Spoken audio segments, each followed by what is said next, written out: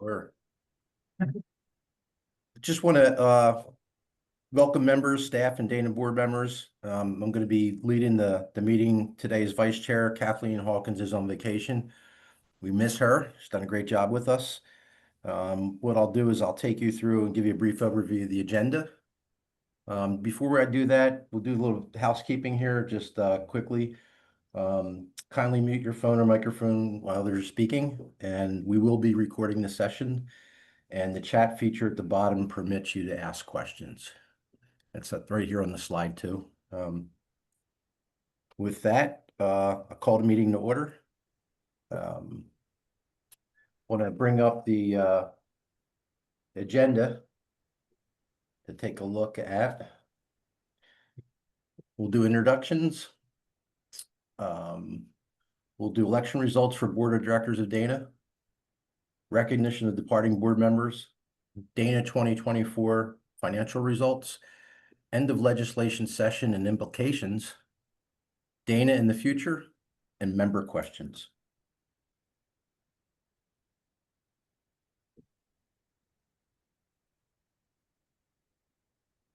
And from there, I'm going to hand it over to Doris Griffin, and she'll take us through the election results. Good afternoon. Thanks so much, Rob. Appreciate your help today.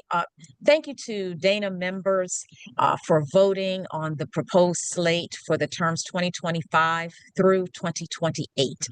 And those results include, for the first term, Brenda Wise with CSC and Lori Stidler with Child Inc. So we celebrate them. For the second term, we want to celebrate Kathleen Hawkins, Merrill Lynch, and Kevin Gilmore from Sussex Habitat for Humanity. Thank you very much, and back over to you, Rob.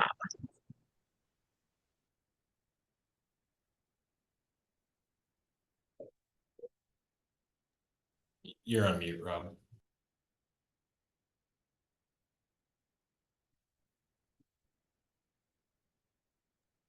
Thanks. Sorry about that.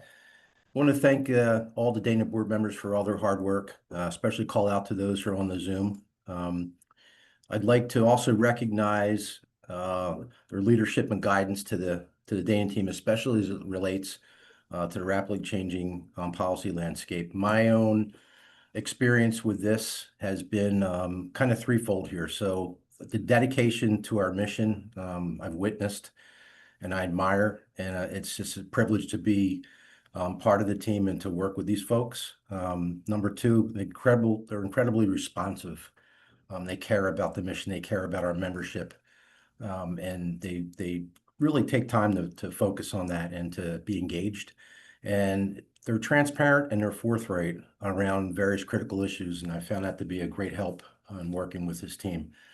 I'd like to give a special thank you to departing board members who served the maximum 2 consecutive terms and share their leadership roles. Faye Blake served as Public Policy Committee Chair and then Board Chair, and Jen Cho served as Alliance Partner Committee Chair and then Vice Chair. Dana sent a special thank you gift to them for appreciation for their time and commitment to Dana, and we're all grateful for just their leadership and their dedication. Hand it over to Sheila now. Thank you, Rob. Sure. I just wanted to take a couple minutes and say thank you to the Dana team. This work is a joy, but also it takes a lot to support the sector and our members. And this team has done a fabulous job. We also have some new team members because some of our team that was with us last year have transitioned into new opportunities. So I did want to just give Melissa, if you could go back, please. Just wanted to give a shout out to James Bush. He joined us in April as Public Policy and Advocacy Manager. JL transitioned to the Governor's Office.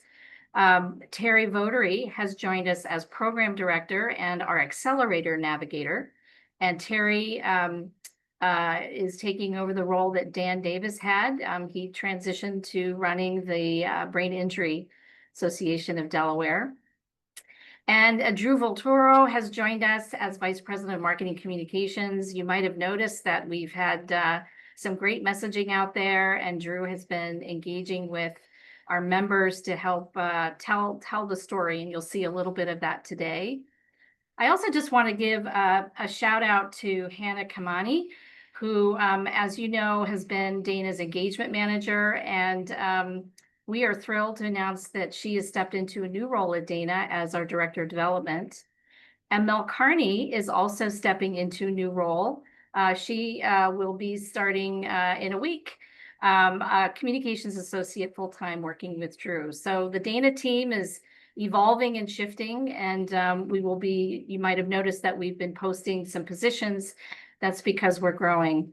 I also want to give a special thank you to Melissa Hopkins. She's going to be speaking later today, but as you can imagine, our level of public policy activity, I don't even know what the word is, quadrupled, if that's even a word, with all of the changes happening at the federal level. It's taken quite a bit to not only stay on top of what's happening federally, but to be able to translate that, turn it around, communicate it to our membership, to philanthropy, to our government partners, and then to be able to support the federal delegation. So Melissa, really appreciate the great work that you've done. And of course, many of you know Tony and Earl, who have been working with many of our members on a customized basis, helping them with their board development, their strategic plans, fund development, and just can't thank them for the work that they're doing, because they're helping leaders and boards be stronger on the ground as we support Delaware. So that's it. Just wanted to give a big shout out and thanks to the team members, because I know that I wouldn't be here without them, because I'd be exhausted. So with that, I'm going to turn it back over to our treasurer, Charlie, who's going to walk you through our 2024 financial results. Thank you very much, Sheila. Good afternoon, everybody. So just want to provide a high-level snapshot of our 2024 financial results. On the balance sheet, we ended the year with just over $2.1 million in total assets. That includes federal funds received for the work Dana is doing on the Accelerator and Association Health Plan. On the liability side of the balance sheet, we're just under $2.1 million, and that is because most of those funds are being treated as deferred revenue until that work is completed and will be released as the work is done. From the revenue side, 1.5 million, about 2/3 of that is driven by the program work that Dana's doing, and then supplemented by contributions and memberships. And on the expense side, 2.1 million. And again, that number is larger than the revenue, largely due to a multi-year grant that we recognized in 2023, but was used to support the program through 2024. Our program expenses were 1.8 million compared to the program revenue of 1.1 million. Again, the other expenses are just the general management, and then of course our fundraising efforts. Awesome. Thank you, Charlie. And we do have our annual report is now published on the Dana website. So if you want to take a deeper dive and looking at those numbers and other fun facts, you'll find that there. And Mel has placed the link in the chat so that you can reference that. I did want to take a couple minutes just to highlight 2024 mission impact. And so Melissa, if you don't mind pushing to the next slide. One of the things that we are just super thrilled about is the membership. We would not be able to call ourselves the Delaware Alliance for Nonprofit Advancement if it weren't for our members, and membership continues to grow strong. We ended the year with 570 members. And as you can see, the members work all across the state of Delaware, and we do have some members that might be headquartered outside of the state, but do provide services in Delaware and want to be part. So we thank you all for your membership, and hope that you are finding value in the work that we do. The next slide, please. One of the things that we have been doing, and Hannah's been doing a great job with this, is keeping track of all the different ways in which we provide support to our membership. And that ranges from request for compensation benchmarking data, a standards for excellence packet, some technical assistance, a key question, recommendations for resources, all of those things we are tracking. And this year, or 2024, 3/4 of our membership reached out to us for some type of help or assistance that we could track. And that's, I believe, our highest level of engagement that we've seen. So we're really super thrilled that our members are tapping into Dana, because we want to be here for a resource. We've also really worked hard to beef up our website. In our Centers for Excellence, there's a lot of material that our members can now access on their own.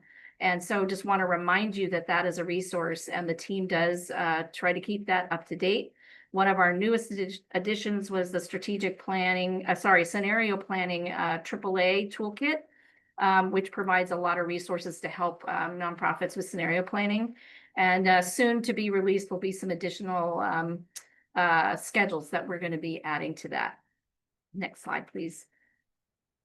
Also, we'd like to kind of track how many people are attending our workshops, communities of practice, our annual conference. And we continue to see a pretty consistent pattern with over 1,500 individuals. So we're thrilled that many individuals are seeking to improve and develop and grow their profession. Next slide. We also, every other year in the even years, we conduct a membership survey to kind of get some feedback from our members. And we continue to see some strong response. You know, when we see that it's not 100%, we know we still have some work to do, but really pleased that the membership appreciates what we are doing, and that it seems like we're doing the work that you want us to do. But please know we are always seeking input, and if you have suggestions for improvement or things that you wish that Dana could bring to the membership, we absolutely want to hear it. Next slide. I did want to also give just a special shout out to our accelerator. We launched that in 2023 with the first cohort, and then we launched a second cohort in 2024. And this is a program that is providing 3 years of support in a variety of different ways to help nonprofits in the program really help to grow their internal capacity so that they can be more impactful in the community. And the first cohort has completed, they're over 18 months now to the program. So they've been through a pre-assessment of their capacity, and they've been through a mid assessment of their capacity. And cohort 2 has had their first. And we are starting to see some of the fruits of the great work that they've been doing. Some of these organizations have really strengthened some of their internal practices. Some of them have secured some additional funding, and we're thrilled and really super honored to be able to work with some amazing organizations that are in the program. Next slide. I also wanted to just highlight our consulting engagements. This is an initiative that we launched a little over, I think it's like 12 years ago now, that we began offering customized consulting and coaching services. And it's a way for Dana to generate revenue to help kind of diversify our funding. And the consulting team, as I mentioned earlier, has been pretty busy. Over 115 engagements in 2024, which included the 32 for the accelerator projects, but then another 83 with other agencies. That equates to over $600,000 in consulting services, but members paid less, and that's because of our alliance partners, as well as funders that have given us grants to help underwrite the consulting. So we really appreciate the alliance partners, because it does allow us to be able to bring these services to our members at a much lower rate and more accessible. Next slide. So, but we wouldn't exist, as I mentioned earlier, without our members. And in our annual report, we feature 3 members: Wow Science, the Delaware Institute of Arts and Education, and Rodney Street Tennis and Tutoring. And just one, their amazing story and the impact that they're making, but also to just tell a little bit about how Dana has made a difference for them. We try every year to feature members, so it's just you can hear some of the stories, but most importantly, to learn more about them. I did want to also just kind of, while I'm at this stage, just recognize the work Mel Carney has been doing in our social media. Hopefully you've seen, we try to feature a couple of our members each week on social media to help tell their story. And I think it's a great member benefit. I know sometimes getting our story out can be difficult with everything else that we're going on. So we're thrilled that we're able to help give a shout out to the great work that our members are doing. Next slide. And I mentioned our alliance partners.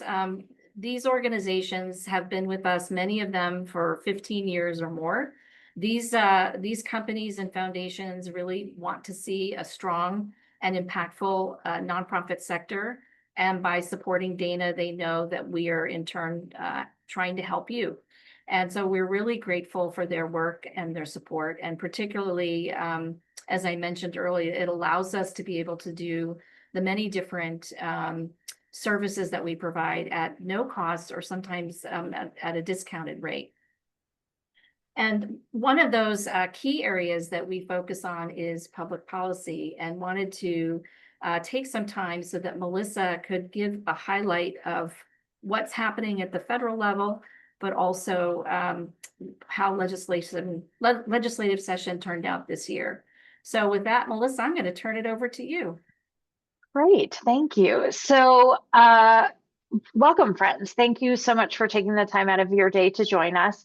And I will say that I want you to pose your questions and add them to the chat.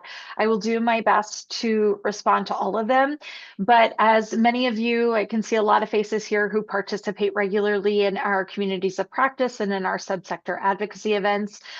You all know that I don't ever claim to have all the answers or all the good ideas. So please do share your comments, your questions in the chat, and we'll do our best to address those today. So let's get started with the federal reconciliation process that has been in the news of late. And of note for Delaware is the reconciliation bill had significant impacts to the Medicaid and SNAP budgets. So those significant revenue cuts will impact Delaware very directly. One item that I think is not bad news, and we have to take good news where we find it, is that there were charitable giving incentives built into the reconciliation bill. This is something that Senator Chris Coons, in partnership with Senator Lankford, has been working on for a number of years, since 2017 to be exact. And this establishes a universal charitable deduction for up to $1,000 for individuals and $2,000 for joint filers. And this is estimated to generate over $74 billion over 10 years, which is great. This is going to encourage giving in the sector.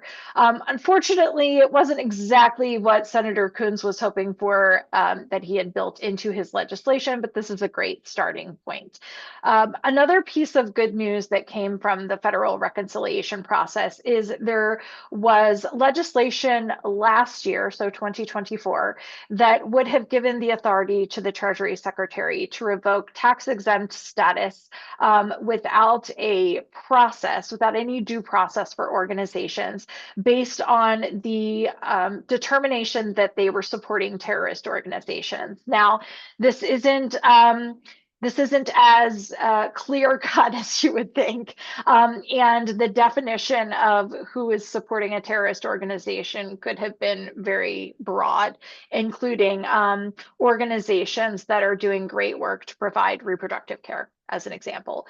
So this was initially built into the reconciliation bill, but was removed. So we will continue to monitor to ensure that additional legislation doesn't come forth that gives the ability for one person within the administration to revoke tax-exempt status from nonprofit organizations.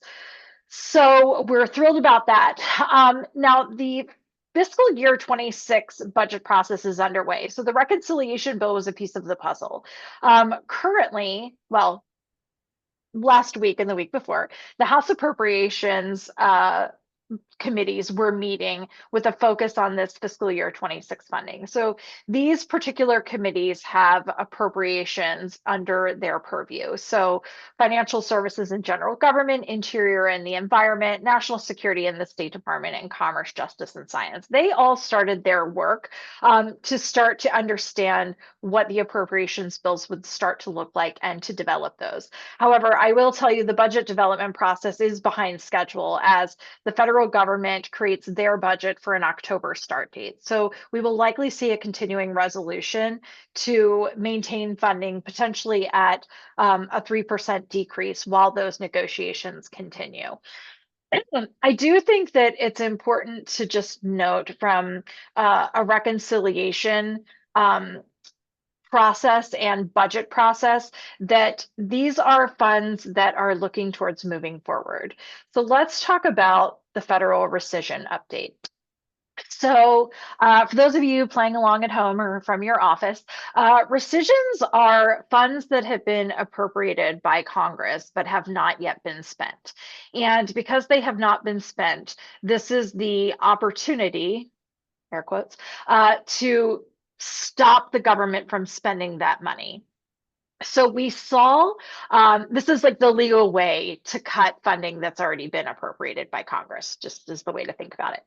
So the first rescission package passed, and many of you probably saw in the news that the approved first cut of the rescission package was $9 billion. And this included cuts to the Corporation for Public Broadcasting. So think about that in terms of all the press we've seen around PBS and NPR, with there are obviously local affiliates in the Philadelphia, Delaware region for both of those. So they will likely see significant cuts. And then we did hear in the beginning of February, late January, around the cuts to USAID and global health programs. This is the legal parameter to actually cut those funds. So that was the first rescission package.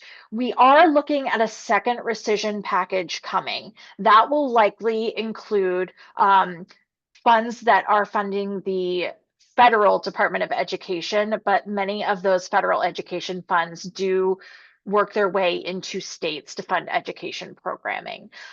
We have some ideas based on intel. Obviously, you know, whisper down the lane is very real when it comes to government advocacy, but also based on what the administration is reporting through their press conferences and such.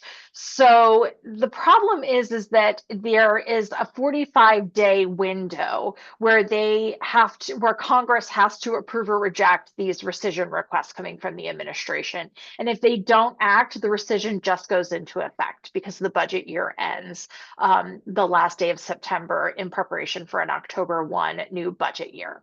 So this is messy. Very messy process. I don't know that any of us are surprised. One of the questions that I have heard is whether or not Congress could add these appropriations back into a future appropriations bill.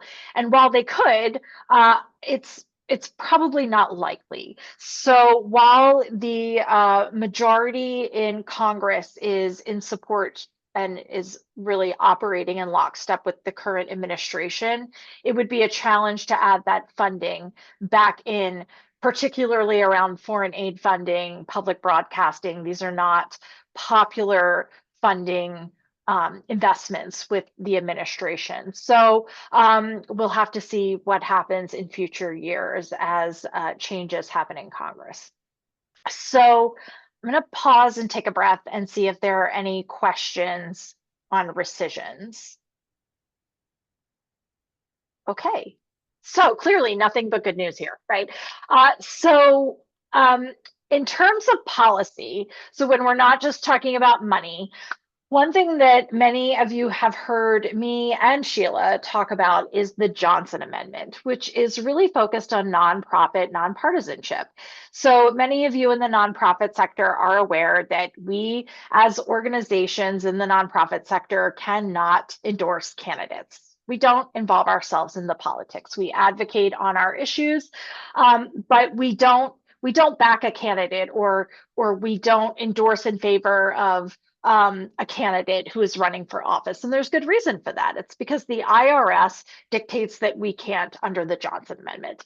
However, there was a court case in Texas that indicated it was around it was the National Religious Broadcasters filed suit on behalf of two churches, asking that they receive judgment to declare that the Johnson Amendment was unconstitutional and to allow them to endorse candidates.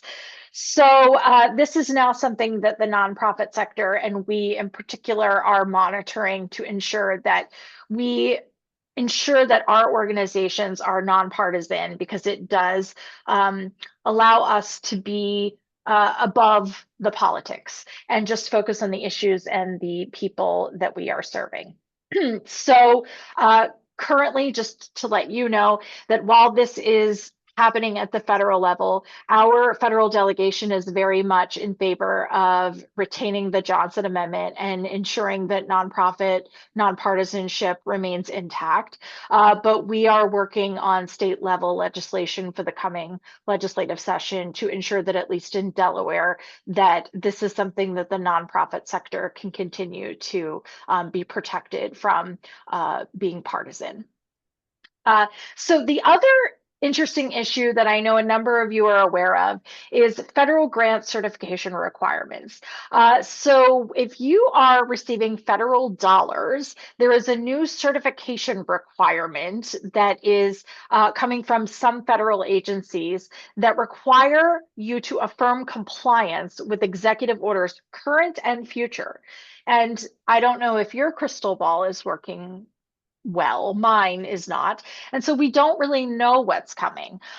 So unfortunately, it's hard to affirm that you can comply with an executive order that we don't know is happening. So this is incredibly problematic for organizations that want to continue to take federal dollars. So Dana, in cooperation with the National Council of Nonprofits, are monitoring the progress on this. There are a number of states that are filing suit around this issue to ensure that their nonprofit organizations do not have to complete this certification in order to continue to get their federal funds. So we will keep you up to date on that progress. Any questions on federal landscape?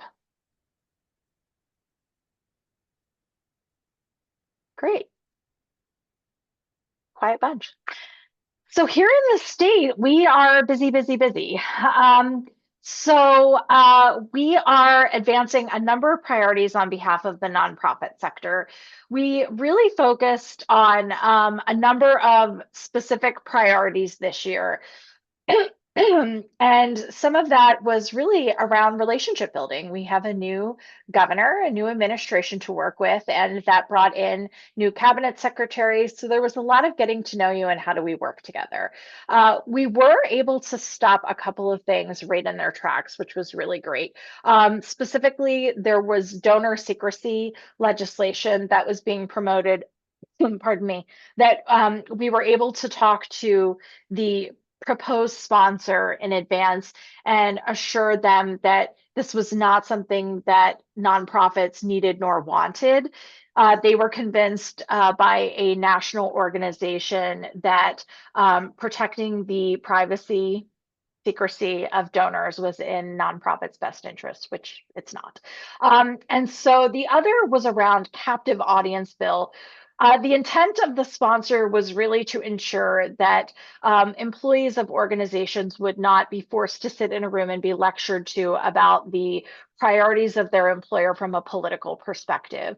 But the way the legislation was written, it was limiting from an advocacy perspective, and it did present some challenges for nonprofit organizations to come together and collectively work together for advocacy purposes. So based on that concern, the sponsor of the bill did decide to stop moving forward with it until we could come to some resolution around that. And then in terms of policy outcomes, we very much would like to see the grant and aid process look a little different. And we were able to work with Speaker Mimi Minor Brown on legislation to reform the grant and aid process. Unfortunately, that bill did not make it through the Senate, but it does get picked up in the beginning of next year. So we're hoping that it can make a little progress at that time. We were thrilled to see, based on the work that we did, but also in cooperation with all of you, making phone calls, sending emails, coming to our rally, that grant and aid maintained. And in some cases, most organizations saw a little bit of an increase, but we were very concerned about seeing cuts to grant and aid. Pardon me.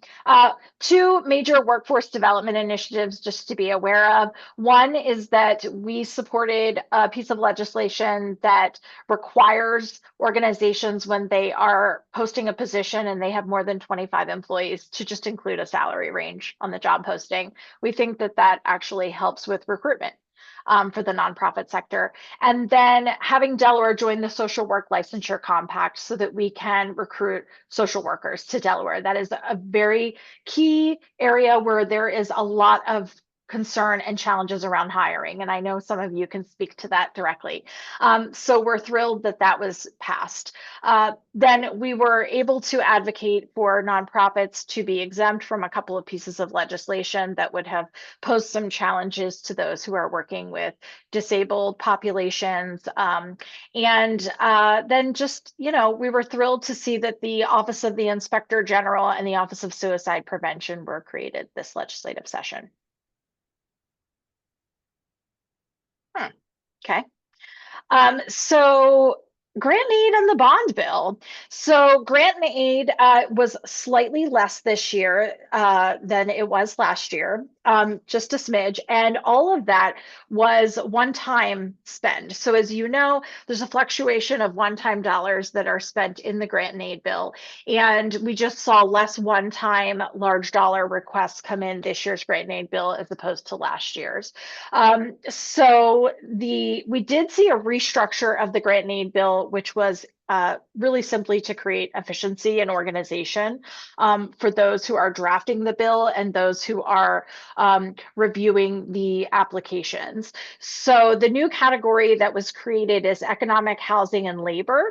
And that new category received an allocation of $3.9 million. Now, what is interesting is that the organizations that now populate that category were taken from other categories.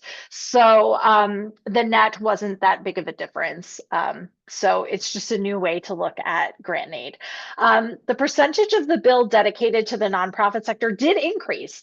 And what that means is because in the grant and aid bill, they will many times put pieces of legislation that have a cost. They will slip them in the grant and aid bill because the budget bill is already locked in. So we're thrilled to see that more of the money going into the grant and aid bill is really intended for the nonprofit sector and traditionally grant and aid funded purposes. And then we saw senior centers receive a 4% increase across the board, which is great news. Within the bond bill, which is dedicated truly to bricks and sticks, so capital expenses. We did see funding that is for the Community Reinvestment Fund. This is a fluctuating fund. Last year, there was $40 million allocated to that fund. This year, there were $20 million.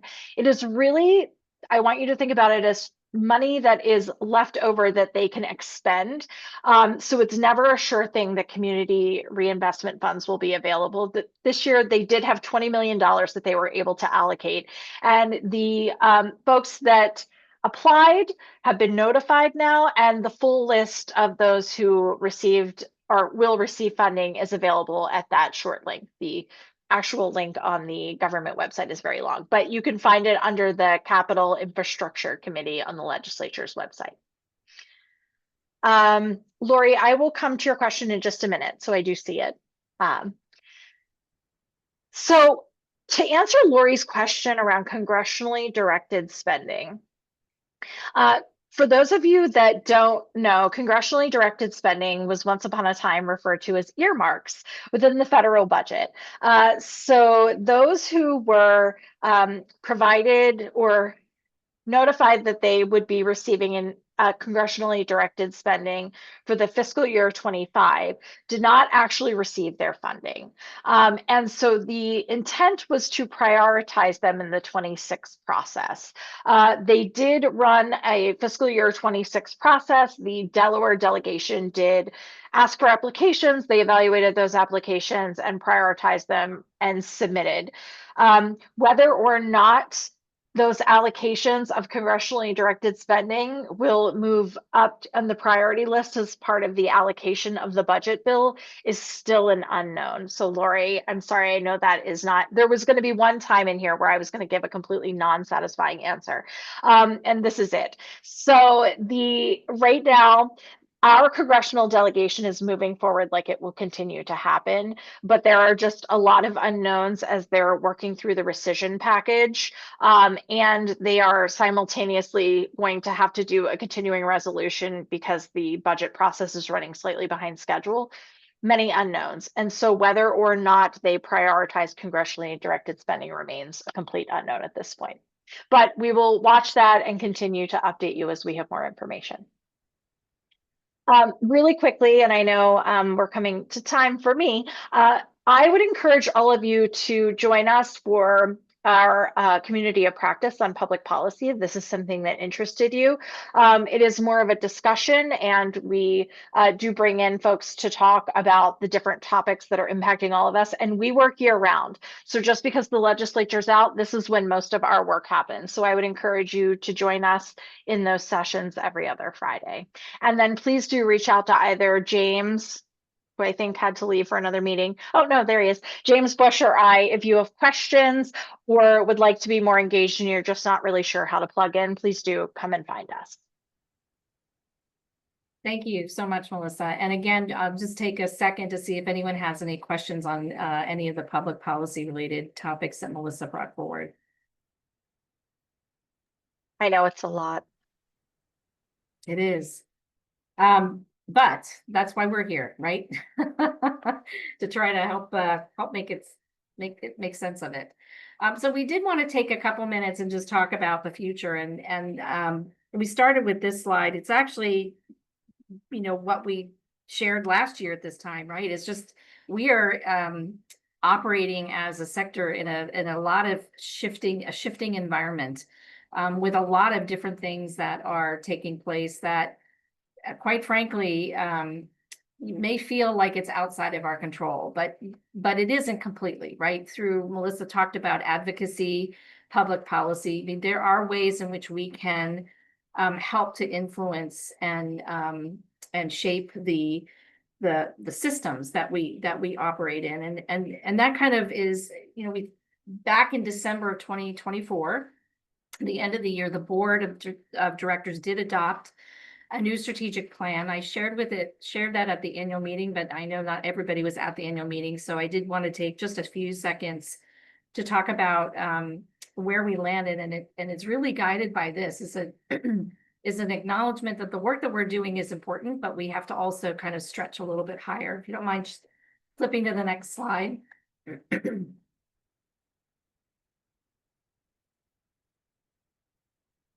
One thing that in our strategic plan that we did change is our mission statement.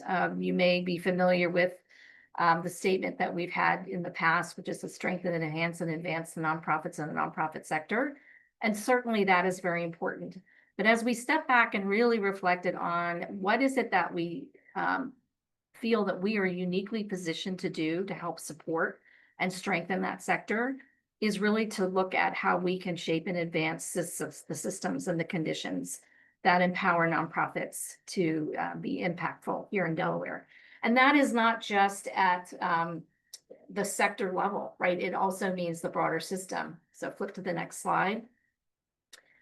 So with that, you could click again, we are expanding our resources and in some ways really reflecting work that we've already been doing to recognize that it's important that we're helping to strengthen leadership, to help to enhance nonprofit systems with, you know, the resources, the consulting we do to advance the entire sector. But we really also have to look at how we can influence the systems. How do we help philanthropy better understand what it really takes to run a nonprofit these days?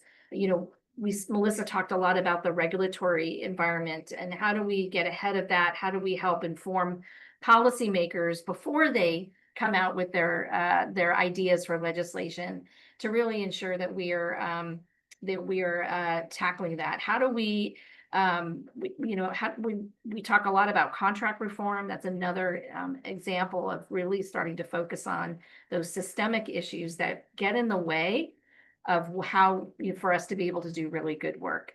And so as we look at, next slide, as we look at then, our work going forward, it's really twofold. It's continuing to help organizations individually strengthen your capacity, your leadership, your impact, but then also working across the system and with the sector collectively to help lift us all up.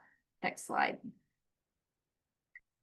So our strategic plan is outcomes oriented, and we have a lot of them. It's for the next 5 years, so I didn't feature them all here, but did want to kind of explain, what we meant by each of them.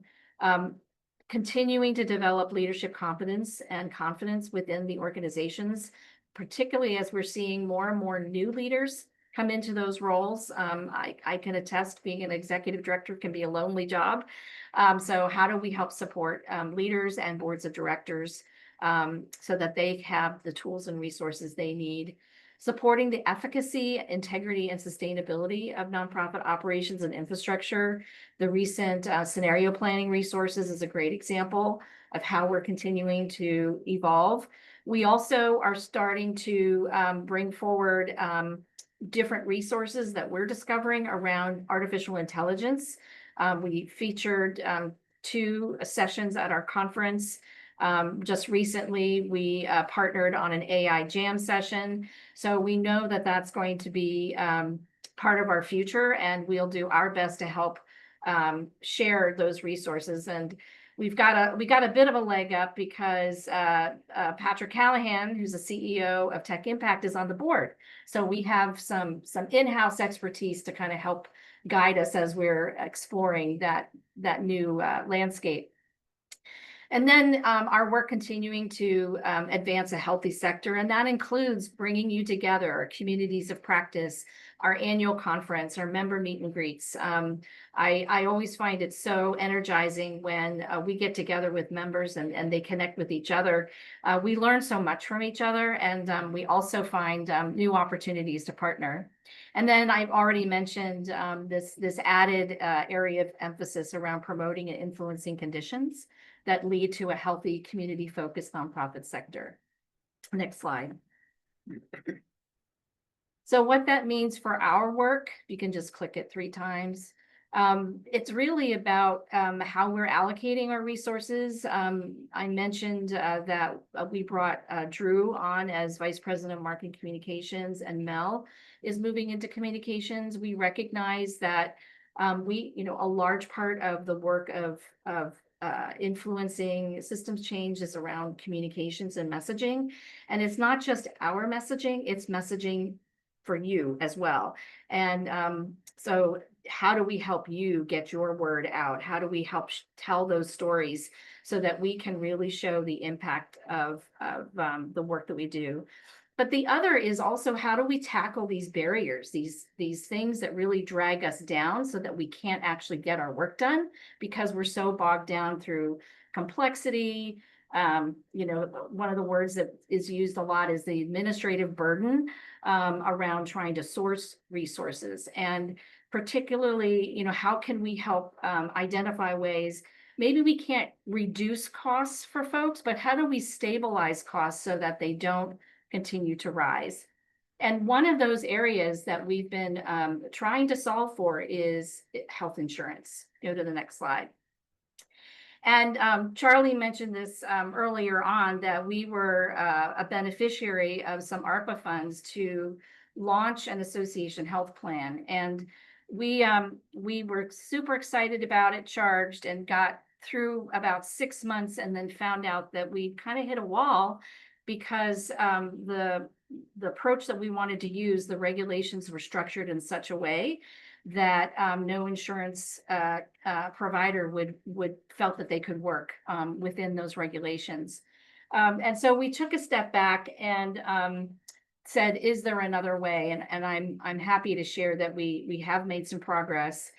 First and foremost, we brought together a group of nonprofit employers who could help advise us on what would be important for us to think about when it comes to launching a plan like this. And we really wanted to emphasize nonprofit employee wellness, focusing on preventive care, finding a way to have quality health plan options, but also making sure that we could figure out a way to kind of get more stabilized rates.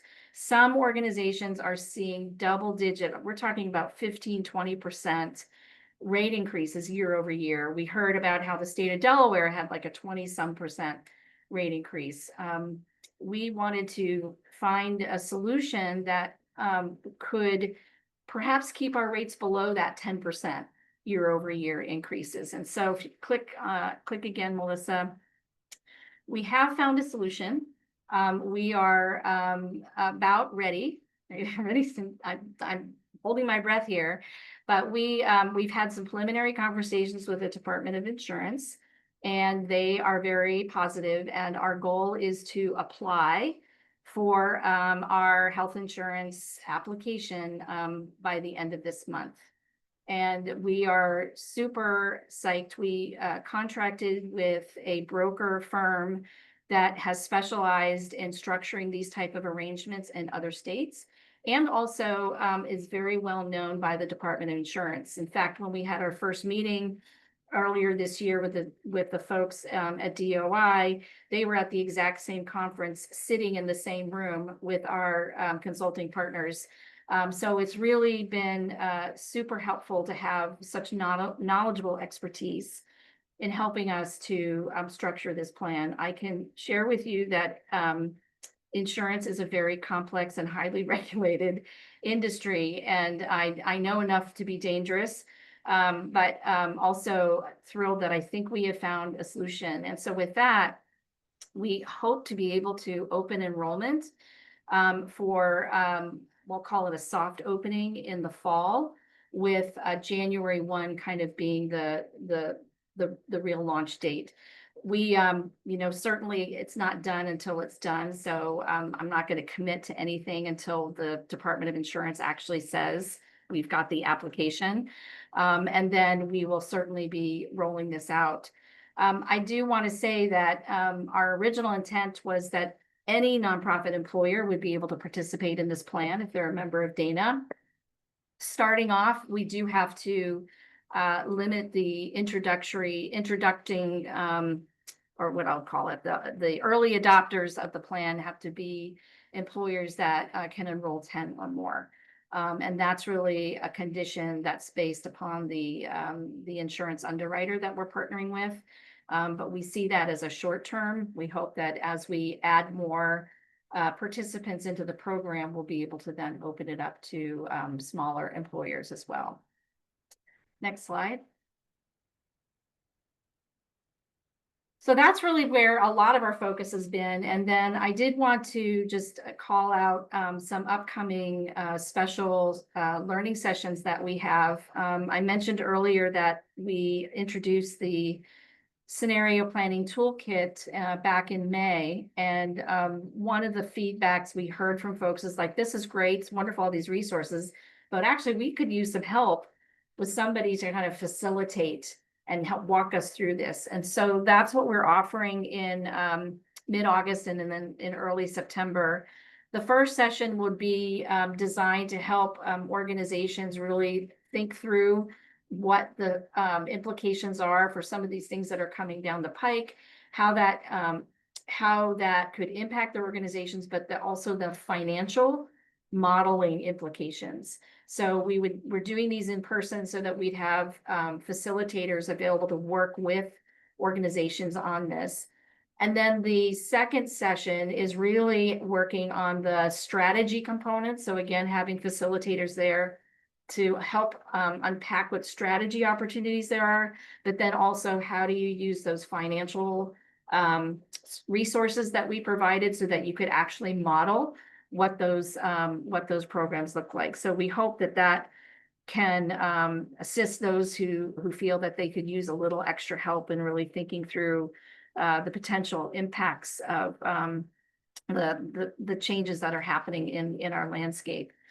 And then the second thing I wanted to feature is our board chair CEO leadership series. It's hard to believe we're in our 8th year. And that is going to be starting on August 28th. It's really ideal for if you're a new CEO or you have an incoming board president or chair. It's designed to really help the two of you to strengthen your leadership, to think about how you want to engage the board, potentially thinking about how you're strategically going to pivot, perhaps in some of these times. And for some organizations that have participated, they've even brought in their vice chair so that as somebody is exiting out, you've got another one coming in, because the tools and resources that are provided here really set the stage for some really powerful leadership dynamics and to help kind of set the stage for what we call that dyad, the chair and the CEO, to move their organization forward. Next slide. So with that, we've done a lot of talking. We shared with you our financials, how things went through the end of the legislative session, where we are with our federal funds, what we have coming. This is a members meeting, so we wanted to make sure we did set aside a good amount of time so that if you have questions and comments, you've got members of the board that are here, the Dana board. This is your chance to share your thoughts and ideas, and we'd love to hear from you.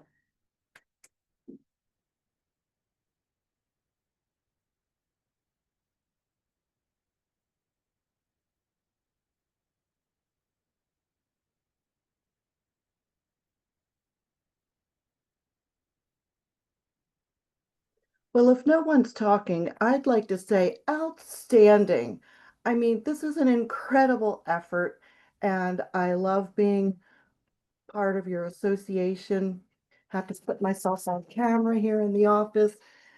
Outstanding job by everyone. I enjoy the weekly, sometimes bi-weekly meetings with Melissa. We learn a lot, and it's just been a wonderful experience. Thank you very much for your hard work.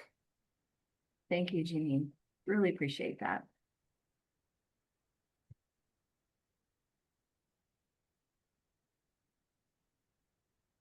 Any other questions or comments? We're always happy to receive kudos and thanks, but it's also a chance to give us some feedback if there's anything you think we ought to be doing. Anything different?